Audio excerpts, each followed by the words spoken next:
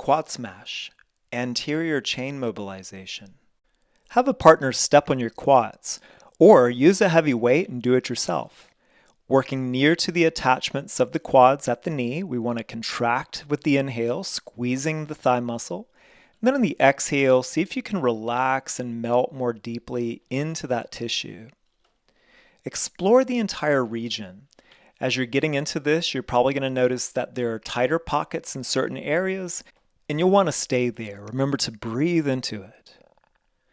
Alternately, you can do a quad smash sandwich by using a ball. Here we can get more pinpoint pressure into those tight areas. Remember to breathe and enjoy the process. Anterior hip floss, psoas and hip capsule mob. We want to place the band under the gluteal fold, then work on extending that leg back. Tight through the midsection, tight through the glutes. You'll notice how the weight of the band begins to pull the femur head forward into the hip socket. Maintain internal rotation on that extended leg. As you get familiar with the exercise, you can explore a little bit more movement variety. You can oscillate a little bit deeper into a lunge. Think about keeping the pelvis totally neutral. As you're more prepared, you can even work toward full ranges of motion, such as the front splits. Remember, internal rotation through the extended leg, external rotation through the straight leg.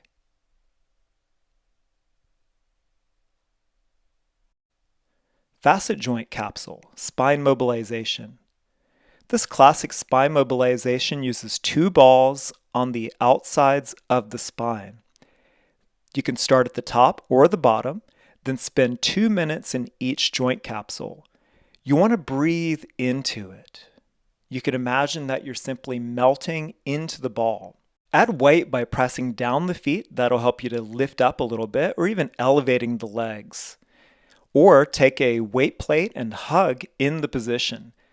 Explore movement here. Working on the upper spine, we'll reach the arms overhead and then slide the elbows down as though doing the cactus pose. Take your time moving all the way through the body. The heart smash, chest and shoulder mobilization. You can do this with a single ball against the wall, or use 2 balls and 2 bricks. Here we're working right into that anterior of the shoulder. The chest is an area that's not often treated by people, so it's really good to spend some quality time moving that active release. Think about just swimming the arms through various ranges of motion. Continue breathing into the area. Take your time, keeping the face soft and relaxed. When you pinpoint an area that needs help, remember to spend 2 minutes there. After completing, we want to retest the range of motion.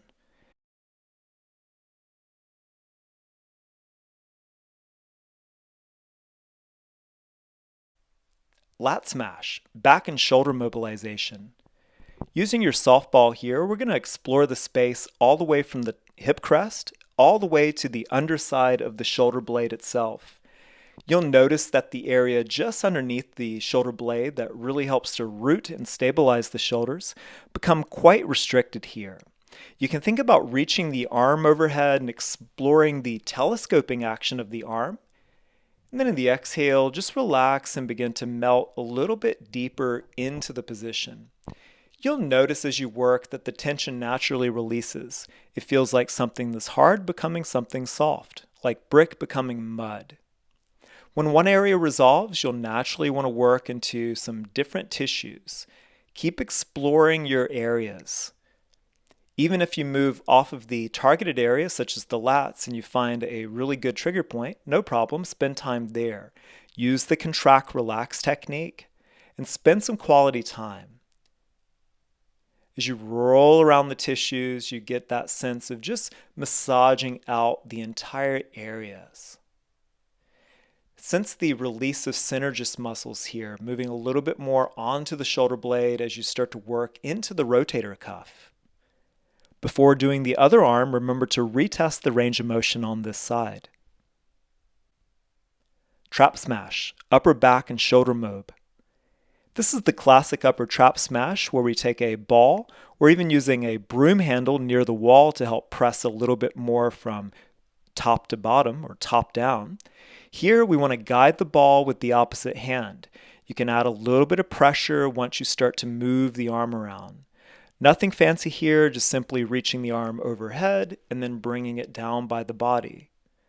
Assist the head movement here. If you add an active stretch, you'll start to wind up a little bit more of those tissues. Here you can really see how the superficial fascia is beginning to stretch just under the skin. Take time here. Remember to retest that right side before doing the left side.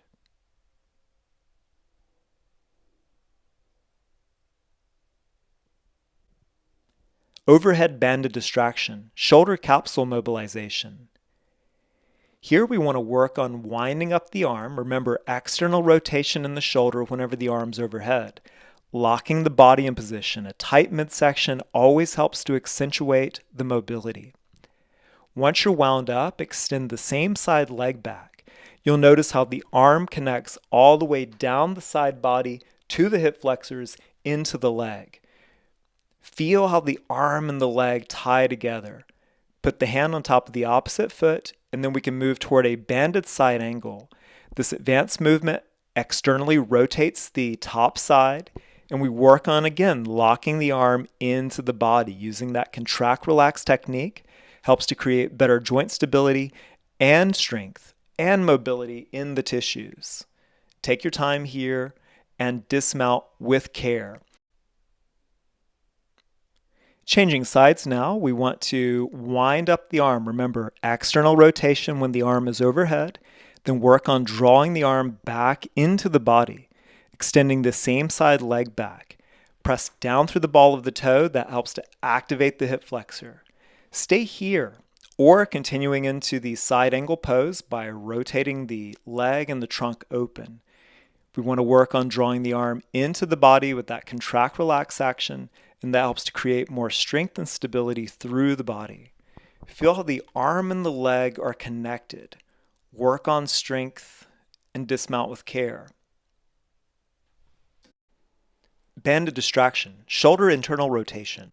Band the wrist, then internally rotate the arm. You're going to step forward in order to load up that shoulder. Midsection tight, strong through the glutes. This will actually help keep the shoulder better into the internal rotation. Here we're turning the body. That's just going to increase the amount of movement that I start to get, and then maintain the stability, contracting on the inhale and relaxing on the exhale. If you find any sweet spots, you can just stay there in the position. Either just hang out, let it relax, or get into the active contract-relax technique. You'll notice that by adjusting the position in and out of those peak ranges, you can get a little bit more rotation, a little bit more movement in the shoulder. Always retest, then the other side. Here, stepping forward, and you could certainly spend more time just in that forward position. That in itself already feels like a really good extension of the shoulders. Or here, I'm rotating the body, the arm moves behind the back. Focus on keeping the collarbones level, maintain the tension of the midsection. Upon dismounting, retest the shoulder internal rotation. Continuing into the position, we'll reset. Then in the inhale, we continue stretching up. Those who feel that they have tight hips, which is very common in today's world, can use a banded hip capsule mobilization. This helps to isolate not only the psoas, but helps to move the femur head forward into the hip socket. Build strength by resting in the tripod bridge between rounds. Continuing into your back bend, inhale to press back up. Think about moving the shoulders over the hands. Think about getting the legs straight. Those who experience tightness in the quadriceps can either have a partner step on the quads or use a heavy weight to help smash into those tight tissues. Remember, when you go down, use control, sequencing from top to bottom, and it should feel pleasant in the back bends. Always regulating the breathing and that sense of control. Elevating the feet in the bridge is a helpful strategy for getting the shoulders more precisely over the hands. Here we want to sequence up with the same control.